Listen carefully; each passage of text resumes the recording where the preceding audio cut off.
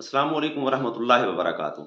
नाज़रीन, पिछली वीडियो में मैंने आपको ज़िंक की कमी का शिकार अफराद की चंद एक अलामात बताई हैं कि उसमें उनके बालों का गिरना, टेस्टोस्टेरोन हार्मोन की कमी का शिकार हो जाते हैं अफराद, पेट और मुंह का अल्सर हो सकता है, बाल गिरना शुरू हो जाते हैं, नाखूनों के अमराज शुरू हो जाते हैं, आंखों और जल्द के अमराज शुरू हो जाते हैं।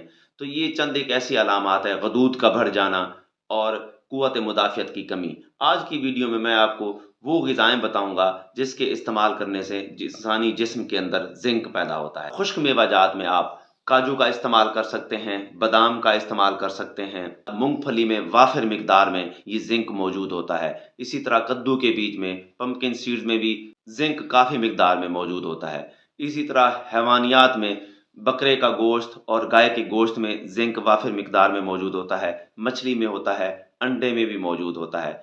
कुछ दालें हैं जिसमें मूँग की दाल, चने की दाल, मसूर की दाल, जौ के दलिए में भी ज़िंक मौजूद होता है।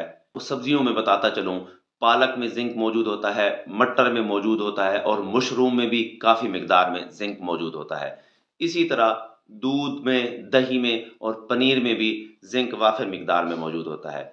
इसलिए इन ग़िज़ाओं का इस्तेमाल अपनी ज़िंदगी में ज़रूर रखें ताकि आप ज़िंक की कमी का शिकार ना हों और वो 30% जो आबादी इस वक़्त ज़िंक की कमी का शिकार है, आप भी उस आबादी में हिस्सेदार ना बनें।